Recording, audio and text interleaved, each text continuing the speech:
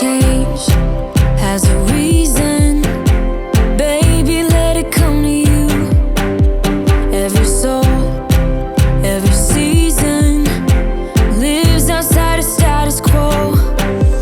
If we stop believing we're meant to be, expanding our abilities. If the passion's gone, we are doing it wrong. Baby, you and I should start living now. With the whole world at our feet, we could stay or we could leave. There is nothing in between. So baby, we should start living now.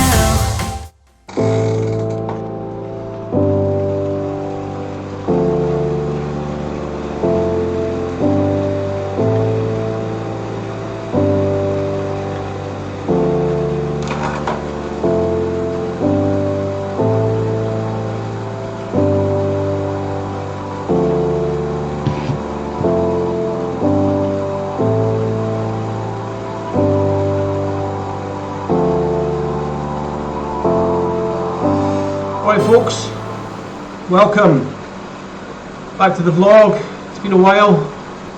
We're on a new trainer and we're also on a new course.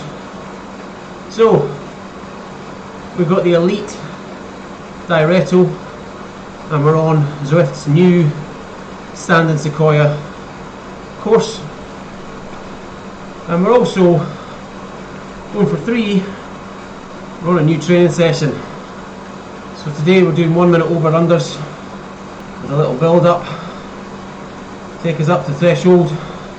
This is the reset that we spoke about in a previous vlog, did we? I think we did. So this is the reset, getting ready, starting a new training session, new training block I should say, new training plan. Jason at PDQ, pretty damn quick cycle coaching. I'll drop a little link down below. Jason's a member of the KRT.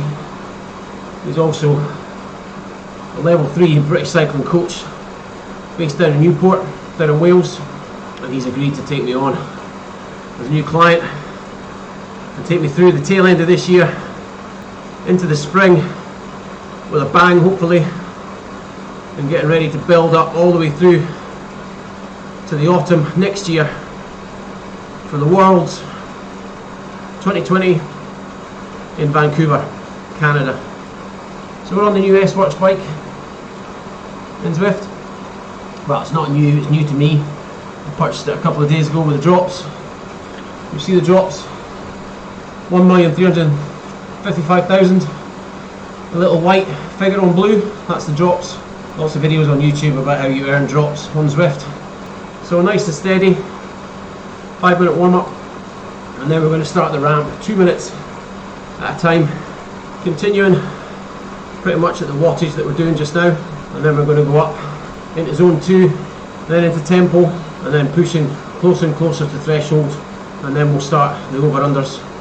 So first impressions of the Direto, pretty simple setup out of the box. I would have filmed it, but I've moved into a new flat. I don't have my camera with me, still at the old property because I'm in the process of moving. Today I'm here setting up the trainer, TV, internet, that type of thing. So pretty simple, out the box, one solid unit, 3 legs, slot them in, 2 little Allen key bolts per leg, done. Dead simple. Actually I tell a lie, 2 for the centre, 1 on either exterior leg. Stick on a spacer. The old winter / commuting bike that I use on the trainer is a 10 speed, so 1 spacer ring, stick on the cassette, put in a little adapter on the left hand side, which is for the quick release, thread the steel quick release spindle through, and there we are. Pretty easy to pair, done within seconds. One thing we've not had a chance to do yet is do a spin down, so we'll do that after. Eventually see how accurate it is straight out of the box. But the thing with the spin downs, as with most trainers, you've got to make sure that the trainer's warm, so you've got to ride for a good 10 minutes before you perform the spin down. Feels like a very solid, robust unit. I would say the noise of the trainer is pretty quiet. I'm quite impressed. You've got a little whir, but to be honest I'd say the whir from this fan over here is louder than the whir from the trainer. Okay, so ramping up again into the green. So zone 3, low tempo, 2 minutes. Then we'll stick on an extra 20 watts, middle to upper tempo. Then we'll nudge into lower threshold for a couple of minutes, mid threshold for a minute, and then bang on FTP for a minute. And then from there, we'll jump over FTP and we'll carry that on for a minute before we get 2 minutes rest, easy spin. Expect to see the heart rate coming up, the breathing start to get a little bit heavier, there might be a little bit less chat as that lactic acid starts to fill. We're doing today's session without erg mode on, so we're in control, using our cadence and our gears to make sure we're hitting the right wattage. What do you prefer? Erg mode on or off? Comment down below if you will. I used to always be erg mode on till a couple of years ago, and then my coach at the time suggested no, you're doing yourself damage in the knees, because if you're not hitting that power, you've not got the right cadence, then you really grind, because obviously the trainer adjusts the resistance to make sure that no matter what cadence you've got, you hit that power. So I now prefer to go without the erg mode, which means that I'm free to adjust the power output either up or down with the gears and with my cadence. It also means that if there's any one particular segment that I'm struggling on, I can knock it back without the trainer kicking in the resistance. I know some of you might think that that's cheating. Maybe it is. Maybe that's why I'm still Cat 4 on the road and Cat B on Zwift.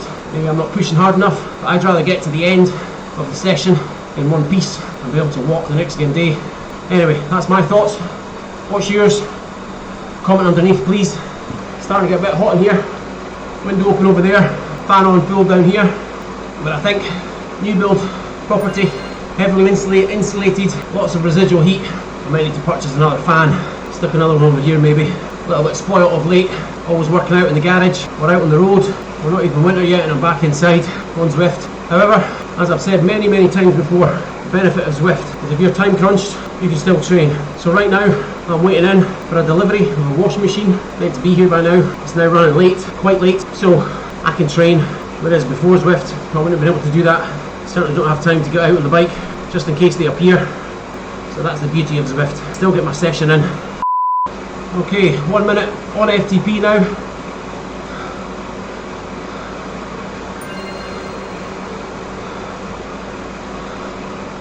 It's just an extra 10 watts. We've got to hold it. And then we're jumping up another 20 watts. That's going to need a gear change, because we're already at 98, 97 cadence. As well as watching the screen, we've got the companion app down here in front of me. We're watching the workout. You see the little U-shape gauge. There's a wedge, which is the range of where we should be, and then a little white line. So we're watching that currently on the dash, trying to keep the white line right in the middle of the range. Okay, for 1 minute 285. So we decided not to change gear there, just up the cadence. This is now heading towards the new Sequoia section of road in amongst the redwoods. This is the first time we've been on this section. We're interested to see what we can see.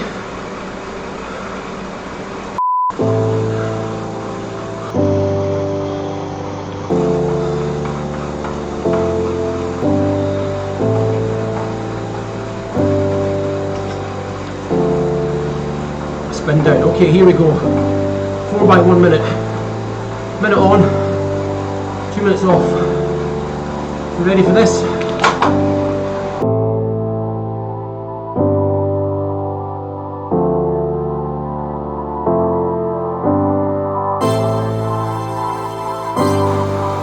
Big dinosaur behind. Oh, and it moves. Well done, Zwift.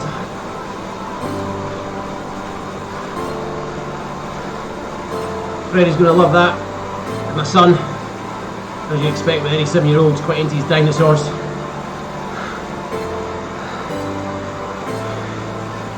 He's also ridden on Zwift. Loves it. Oh wow, we've got lots of dinosaurs here.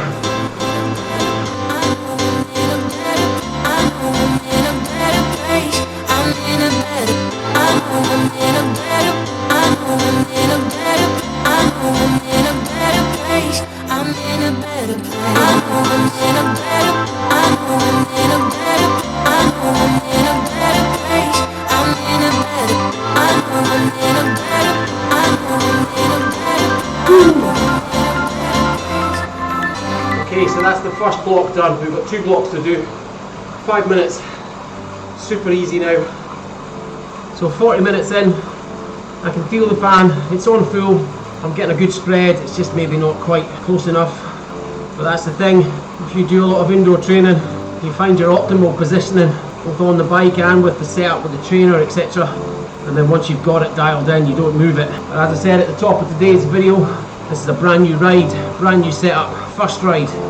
So we've not quite got the positioning right as to what we want, but it's satisfactory. Okay, so final minute of this easy spin part, and then we go into our last block of 4x1s above threshold. Exert says we're 263. The last one I had dialed into Zwift was 267. So we're going with 267 for today's workout. So 267 is FTP, we're hitting 290. Slightly above because we're not in erg mode. For these ones. Okay, here we go.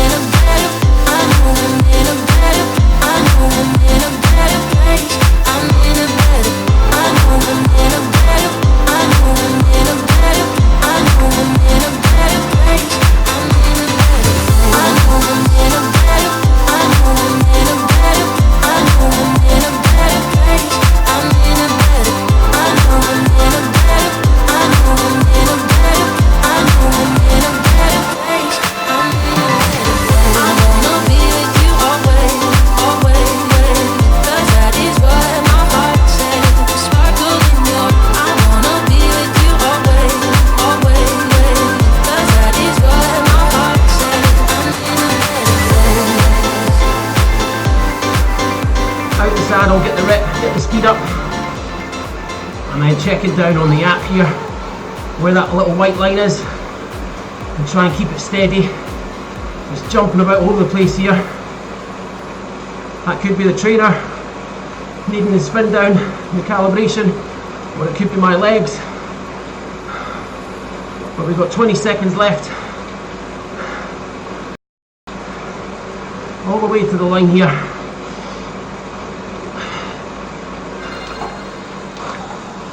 Job done. 2 minutes at 185, and then we'll start to cool down. There we go. 2 blocks, 4x1, over unders, done. 7-minute cool down.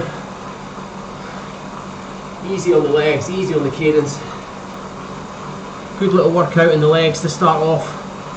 Nothing too taxing. There's no point jumping straight into a new training plan and beasting yourself, because you're not going to finish it. You're not going to feel good. You could also injure yourself. So we're starting nice and steady, building up endurance, building up our threshold power and our strength and our flexibility. As I said, we're now working with PDQ Cycle Coaching. Link down in the description. Oh, what's this? We picked up a jersey. The fastest lap.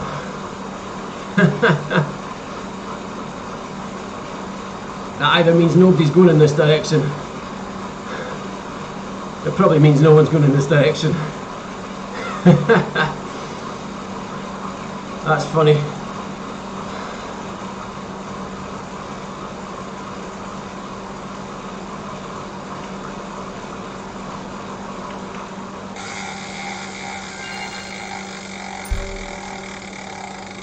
There we go.